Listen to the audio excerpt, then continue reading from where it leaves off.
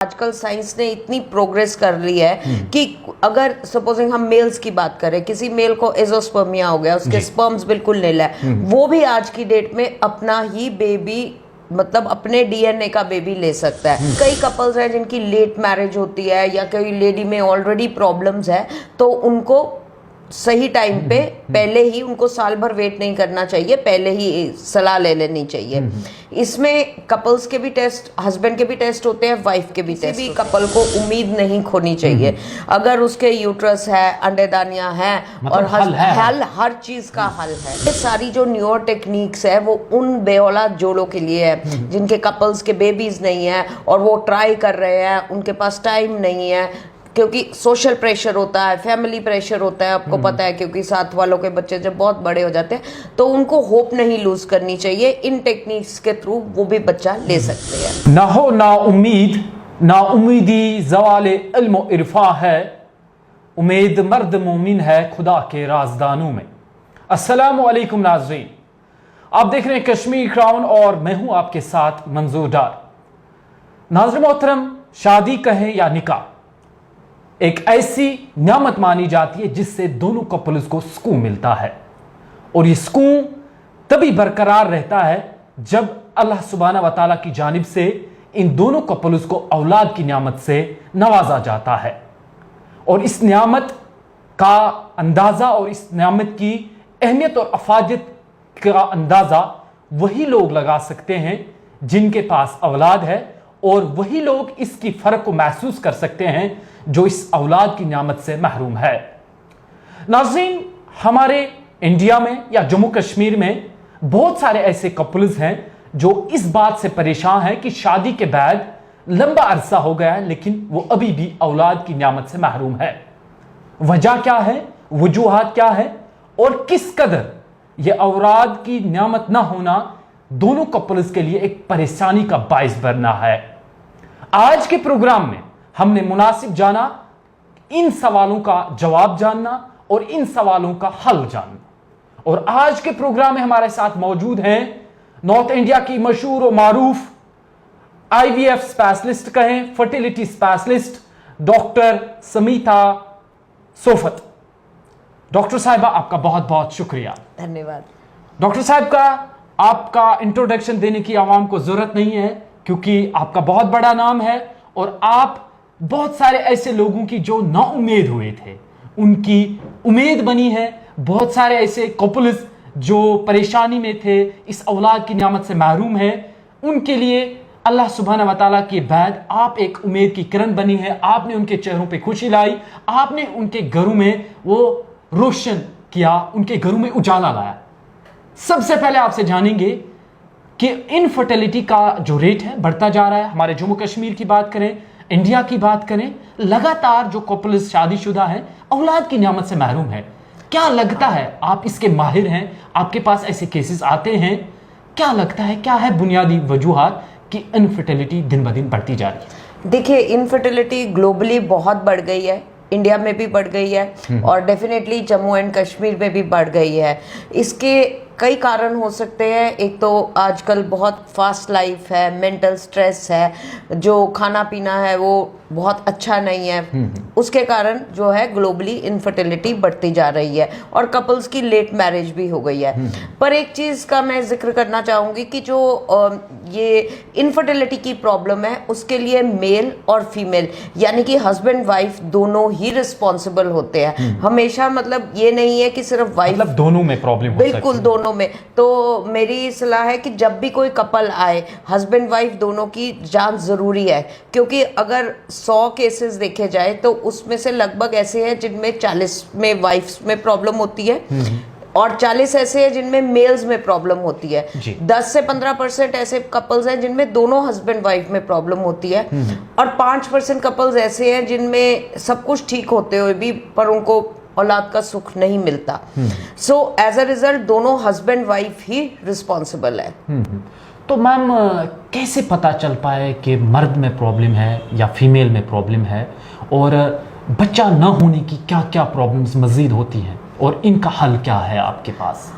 बिल्कुल, जब भी कोई एक न्यूली वेड कपल है तो वो कम से कम 1 साल वेट करते हैं कि प्रेगनेंसी नहीं हुई। अगर वो ट्राई कर रहे हैं बच्चे के लिए और बच्चा नहीं हुआ तो उन्हें डेफिनेटली एक डॉक्टर की सलाह, क्वालिफाइड डॉक्टर की सलाह लेनी चाहिए। बट कई कपल्स हैं जिनकी लेट मैरिज होती है या कोई लेडी में ऑलरेडी प्रॉब्लम्स है, तो उनको सही टाइम पे पहले ही उनको साल भर वेट नहीं करना चाहिए, पहले ही सलाह ले लेनी चाहिए।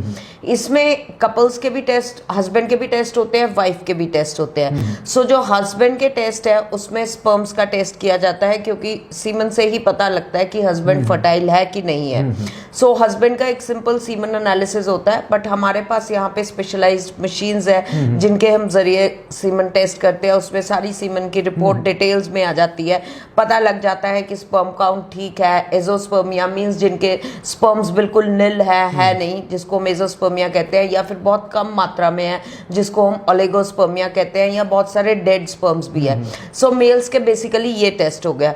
अगर किसी मेल में एजोस्पर्मिया आ गया तो फिर हम उसकी डिटेल चेकअप करते हैं कि एजोस्पर्मिया क्या हुआ है। वाइफ के लिए सिंपल पहले हार्मोनल टेस्ट किए जाते हैं, अल्ट्रासाउंड होता है इंटरनल, ठीक है, यूट्रस की चेकिंग होती है और अंडेदानी की चेकिंग होती है जिसको हम ओवरीज कहते हैं, कोई सिस्ट तो नहीं है, ओवरीज नॉर्मल फंक्शन कर रही है, हार्मोन एसेस होते हैं, और फिर अगर एक लेडी की ट्यूब ठीक है कि नहीं है। सो ये जो सारे टेस्ट है कोई पेनलेस टेस्ट है, कोई इनमें दर्द नहीं होता, कोई ज़्यादा वो नहीं है, ये टेस्ट सारे 2-3 घंटे में हो सकते हैं। सो अगर कोई कपल एक इनफर्टाइल है तो मेरे ख्याल से उसको सारे टेस्ट पहले ही करा लेने चाहिए, क्योंकि कीमती समय जो उनका ज़ाया जाता है, कभी एक टेस्ट करा लिया कभी एक करा लिया, वो ना हो। मैम बात आ गई टेस्ट की, अब टेस्ट हो गए, अब ये पता चल गया कि फीमेल में प्रॉब्लम है या मेल में प्रॉब्लम है।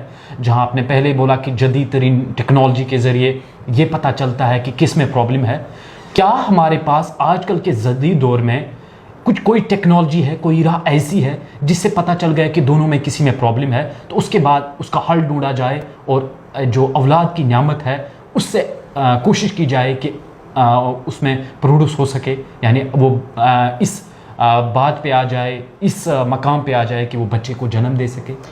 बिल्कुल, कोई भी ऐसी बीमारी जो है वो ला इलाज नहीं है, हर बीमारी का जो है हल है। और आजकल साइंस ने इतनी प्रोग्रेस कर ली है कि अगर सपोजिंग हम मेल्स की बात करें, किसी मेल को एजोस्पर्मिया हो गया, उसके स्पर्म्स बिल्कुल निल है, वो भी आज की डेट में अपना ही बेबी, मतलब अपने डीएनए का बेबी ले सकता है, ठीक है। उससे हमारे को उनके टेस्ट किए जाएंगे। मान लो हम बात कर रहे हैं कि आदमी में, मेल में क्या प्रॉब्लम आ गई, मेल में स्पर्म्स नहीं है सपोजिंग, अगर एक पेशेंट के स्पर्म्स नहीं है तो हम जांच करेंगे कि क्यों नहीं है, कोई ब्लॉकेट तो नहीं है या कोई हार्मोनल इम्बैलेंस तो नहीं, कि टेस्टिस में वो स्पर्म बन रहे हैं कि नहीं। और ये सारे टेस्ट पेनलेस है, जैसे पहले सुई लगा के देखा जाता था कि क्या है, उसका इतना अब रोल नहीं रहा। तो जब हम टेस्ट सारे कर लेते हैं, हमें रीजन पता लग जाता है, उसके बाद या तो दवा चलती है पेशेंट की या फिर हम डायरेक्टली बेबी करते हैं। जैसे किसी कपल की वाइफ की एज ज़्यादा हो गई, AMH कम हो गया, तो फिर डायरेक्टली उसमें हम टेस्टिस से जो है स्पर्म निकालते हैं। अगर स्पर्म नहीं बन रहा तो हम स्पर्म की प्रोडक्शन इंक्रीज करके फिर स्पर्म निकाल के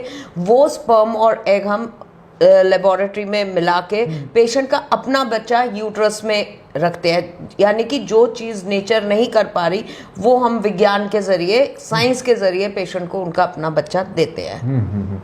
तो मैम ये भी बता दीजिएगा कि जैसे आपने कहा कि हम अपने नाज़रीन को यहाँ पर कहना चाहेंगे कि उम्मीद नहीं खोनी है। बिल्कुल, आपने सही कहा कि इसमें कभी भी बंदे, मतलब किसी भी कपल को उम्मीद नहीं खोनी चाहिए।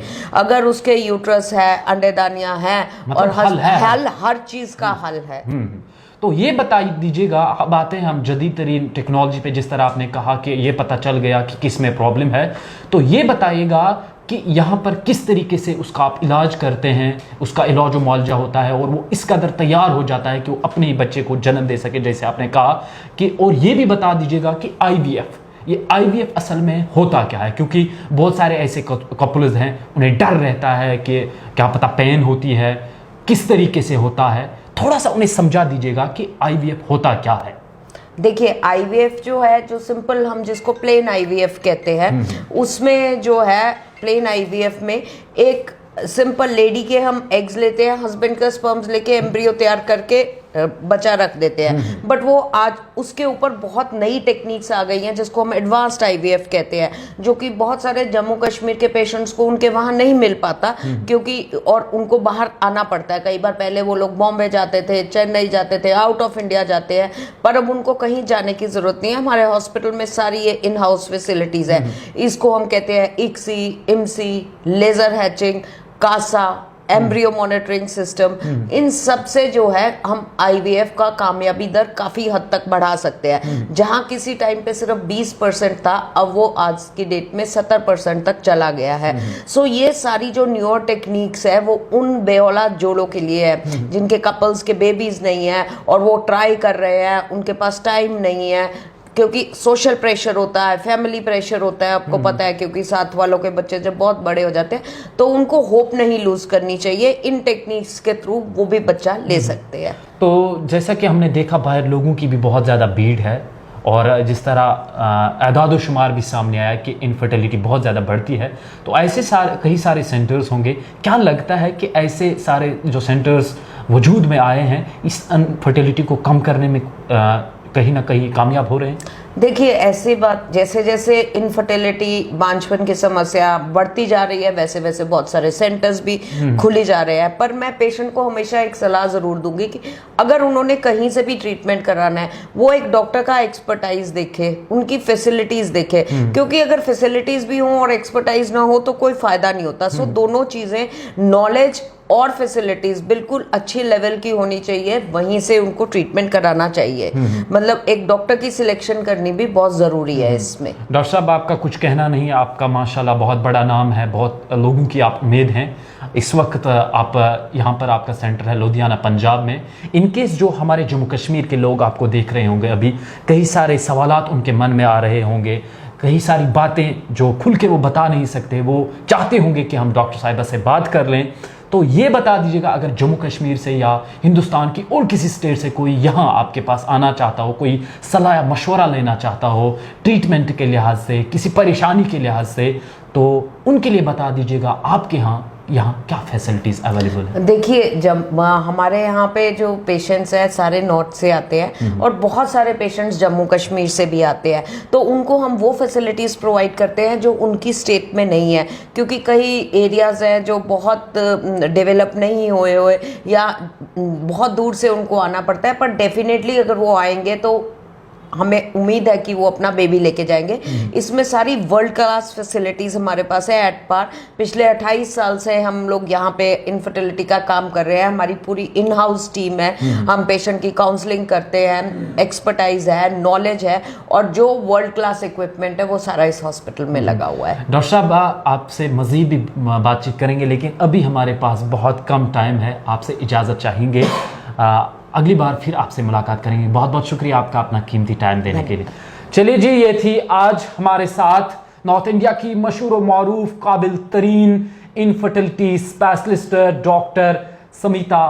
इनसे आज हमने खुसूसी बातचीत की और इन्होंने कुछ एक अहम बातों का यहाँ पर खुलासा किया कि सबसे पहले जो कपल्स के दरमियान औलाद न होने की जो वजूहात हैं, उनमें फैमिली प्रेशर्स, लेट मैरिज और इसके साथ साथ कई एक बातें जो है उनका इन्होंने खुलासा किया। और इन्होंने ये बात भी यहां पर वाजिया कर दी कि आजकल के जदीद तरीन वक्त में आपको उम्मीद नहीं खोनी है, आपको हौसला रखना है, और इस जदीद तरीन वक्त में आपके पास जो है जदीद टेक्नोलॉजी है, उस जदीद टेक्नोलॉजी का फायदा उठाकर आप अल्लाह सुब्हाना व तआला की इस बड़ी और अजीम नियामत से दूर नहीं रह सकते हैं। आप इस नियामत से नवाजे जा सकते हैं, और यहां पर वजह यह है कि आपको अपना डॉक्टर कंसल्ट करना है, डॉक्टर के पास जाना है और यह बात पता करनी है कि आखिर प्रॉब्लम क्या है। प्रॉब्लम का सलूशन आपको डॉक्टर से जरूर मिलेगा। आप सभी दोस्तों का बहुत बहुत शुक्रिया कश्मीर क्राउन देखने के लिए।